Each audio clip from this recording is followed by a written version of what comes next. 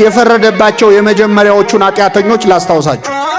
አዳምና መቼስ ፈርዶባቸዋል እኮ። አሁን አዳምና ሔዋን ከሰሩት የኛ ኃጢአት ይበልጣል አይበልጥም? እነሱ ቅጠሉን የበሉት፣ እኛ ቅርንጫፉን፣ ግንዱን ሁሉ ስሩን ሁሉ ቀቅለን በልተናል እኮ። አዳምና ሔዋን ዕፀ በለስን በሉ።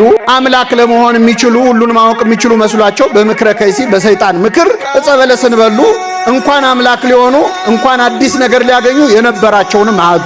ጸጋ ክብራቸው ተገፈፈ፣ ባህሪያቸው ጎሰቆለ። ይህን ጊዜ እግዚአብሔር እስከ ማታ ድረስ ጠበቀ። አዳም ወደ እግዚአብሔር አልመለስ አለ። ጠፋ። አዳም ተሸሸገ። ጫካ ውስጥ ገብቶ በዛፎች መካከል እርቃኑን ሆኖ ተሸፈነ። ይህን ጊዜ አዳም እግዚአብሔር ጠብቆ መጨረሻ ላይ እግዚአብሔር ፍለጋ ወጣ። ተመልከቱ፣ ተቆጡ፣ ኃጢአትን አታድርጉ፣ በቁጣችሁ መሃል ፀሐይ አይግባ ይላል። እግዚአብሔር እስከ ማታ ጠበቀ። ፀሐይ ሊገባ ሲል እግዚአብሔር አዳምን ፍለጋ መጣ። አዳም ሆይ ወዴት ነህ አለው ይላል። መጽሐፍ ቅዱስ የተጻፈው ለአዳም ይመስላችኋል? ኦሪት ዘፍጥረት ሲጻፍ እኮ አዳም ሞቷል። የለም። አዳም ሆይ ወዴት ነህ ያለው እኔና እናንተን። አዳም ሆይ ወዴት ነህ አለው። አዳምን ምን አለ?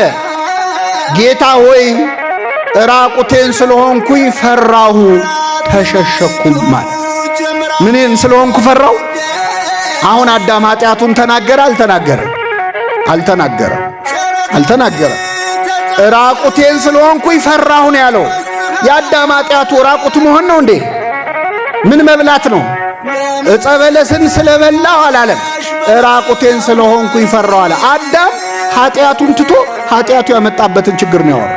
ራቁቴን ሆንኩኝ። ይሄ ማለት ምን መሰለህ? አንዳንድ ሰው አሁን ንስሐ አባቱ ጋር ይመጣና አባቴ ይሄ መጠጥ እኮ ጤና አሳጣኝ ይላል። ተመልከ፣ ኃጢአቱን ትቶ ኃጢአቱ ያመጣበትን ችግር ሰካራም ነኝ ነው የሚባለው በቀጥታ እንጂ መጠጥ ጤና አሳጣኝ አይባል። ራቁቴን ስለሆንኩኝ ፈራው ተሸሸኩም አለ።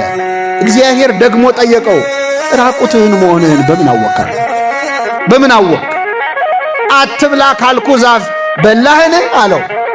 ልብ አድርጉ ምእመናን፣ እግዚአብሔር አሁን ዕፀ በለስን አዳም መብላት አለመብላቱን ያውቃል አያውቅ? ያው ገና ሳይፈጥረው ያውቃል። አዳም ሳያውቀው ስራውን ያውቃል። ግን ጠየቀው። ለምንድን ነው የሚጠይቀው? እግዚአብሔር ኃጢአታችንን በአንደበታችን እንድንናዘዝ ይፈልጋል። በምን አወቅ ራቁትህን መሆንህን?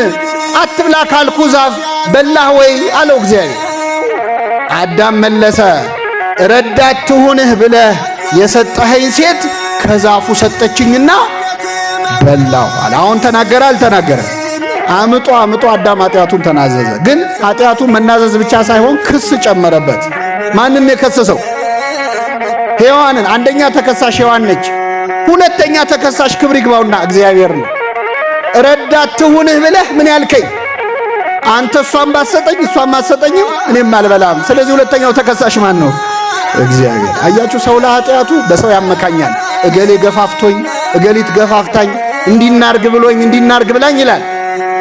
ሁለተኛው እግዚአብሔርን ይከሳል። አምላኬ ለምን ተወኝ ይላሉ እኮ አንዳንድ ሰዎች የፈለጉትን ኃጢአት ሰርተው። እንዲህ ሲሆን ለምን ዝም ይላል? ወደው የሰሩትን ኃጢአት። በእውነት አዳም እኮ ሔዋን የተሰጠችው ቀን ምንድነው ያለው?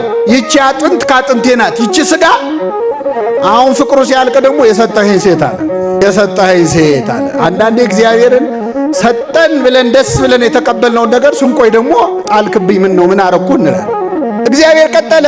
ሔዋንን ጠየቃት። ምን አላት? ለምን ዕፀ በለስን ሰጠሽው እንዲበላ አላት። የአዳምን ወሬ ይዞ ሔዋን ላይ አልጮኸም እግዚአብሔር። ሁሉም ሰው የራሱን ታሪክ እንዲናገር እድል የሚሰጥ አምላክ ነው። ስለዚህ ወደ ሔዋን ዞረና ያደረግሽው ምንድነው አላት። እባብ አሳተኝና በላው አለች። ማን አሳተኝ? አሁን አያችሁ፣ ይሄ የአዳምና ሔዋን ጸባይ እስካሁን አልተቀየረም። እኛም እንደዛ ነን እኮ። በሰው እናመካኛለን፣ በእግዚአብሔር እናመካኛለን፣ ሶስተኛ በእባብ እናመካኛለን። አሁን እባብ ማን ነው? ዲያብሎስ ነው። ሰይጣን አሳሳተኝ እንላለን እኮ ኃጢአት ሰርተ ሰይጣን አሳሳ። አሁን ሰይጣን አሳስተም ማለት አይደለም፣ ግን አሁን በዚህ ዘመን እውነት እንደው ሰይጣን ራሱ ያስፈልገናል ለኛ ለምንሰራው ኃጢአት?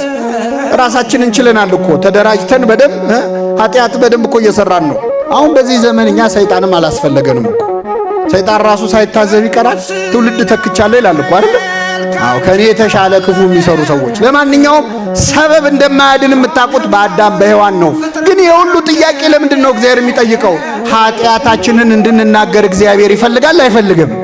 ይፈልጋል።